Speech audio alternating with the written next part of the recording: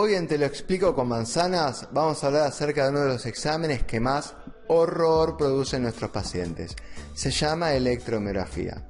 Gran parte de ese prejuicio lo tenemos nosotros los médicos por no informarles correctamente al paciente en qué consiste este examen. Primero, usted paciente tiene el derecho de ser informado en qué consiste cada examen al que lo van a someter. Nosotros médicos tenemos la obligación de explicarle con claridad al paciente en qué consisten dichos exámenes. Dicho esto, que la desinformación y el prejuicio es el mayor desencadenante de dolor en la consulta médica y en la vida, muchas veces la desinformación produce dolor en la vida misma, pero no me quiero ir por las ramas, vamos a centrarnos en lo que es la electromiografía. El primer paso de la electromiografía, insisto, es informarle al paciente en qué consiste el estudio. Y este estudio consiste en dos partes. La primera es colocarle electrodos en la piel, electrodos superficiales, en las manos o en los pies, y hacer unos calambritos con un estimulador. El paciente va a sentir un calambrito. Es un poquito desagradable porque le estamos haciendo mover desde afuera un dedo o una mano, digamos nosotros, no es que no le está moviendo el paciente voluntariamente. Y el paciente va a sentir eso, un cosquilleo o un calambre. Esa primera parte del estudio se llama electroneurografía y, como su nombre lo indica, nos sirve para detectar patologías de los nervios periféricos. Por ejemplo, un síndrome del túnel carpiano, una mano que se duerme porque tiene un problemita en la muñeca. Con ese estudio lo detectamos.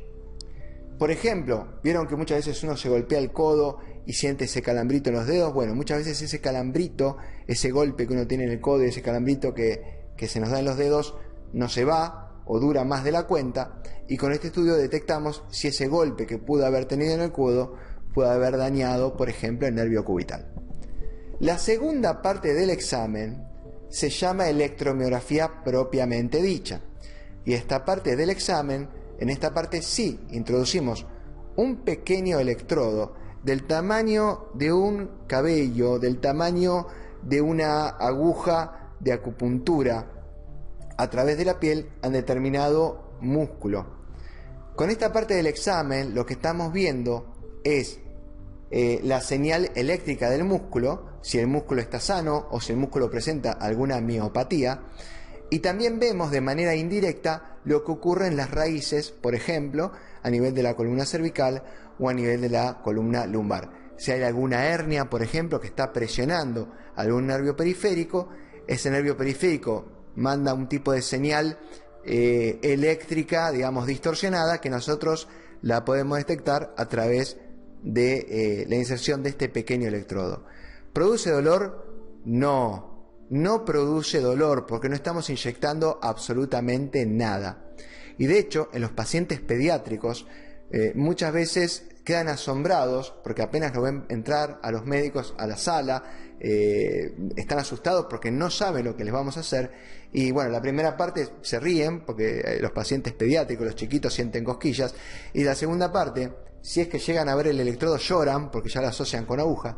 Pero una vez que se lo introducimos en el músculo, se quedan asombrados y la madre siempre les dice: ¿viste, nene, que no era para tanto? Porque el chiquito no siente ningún tipo de dolor. Imagínense esto, trasládelo a los pacientes adultos.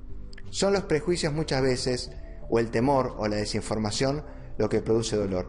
Un paciente desinformado siente dolor desde que le damos la mano, solo por el hecho de tocarlo. Y es lógico que así sea, porque la sorpresa, no sabe lo que se enfrenta, no sabe a qué lo vamos a someter. Por lo tanto, la electromiografía es un estudio que puede producir algún grado de desconfort, sí, pero ¿duele? Cuando está bien hecho, no duele.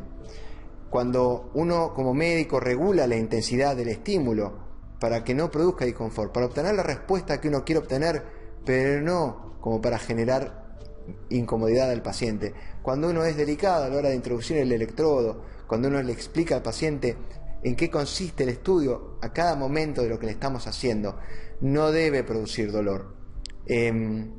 Otra cosa importante, este estudio lo tiene que realizar un profesional médico especializado. porque no es el mismo estudio en cada paciente. Este estudio, de repente, cuando el problema es muy claro y ya lo encontramos en la mano, por ejemplo en un túnel carpiano, termina ahí. No tenemos que continuarlo a otra parte del cuerpo. Pero muchas veces, que no nos queda claro si el problemita está solamente ahí, o puede haber otro problema general, o puede haber un problema en la otra mano o en un pie, tenemos que extenderlo a otras partes del cuerpo. Es una construcción diagnóstica que estamos haciendo. Por lo tanto, el examen en sí es parte de una consulta médica, es una prolongación de la exploración neurológica. Por lo tanto, es muy importante este concepto.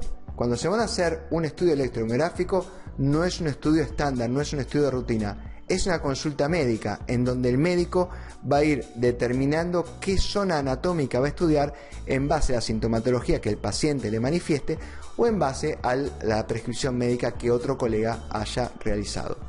Pero no es estándar, no se va a limitar a una sola parte del cuerpo. Cualquier duda, hay más información en la página web www.electromiogramas.com y Explicado con Manzanas está para mis queridos pacientes, que son la prioridad.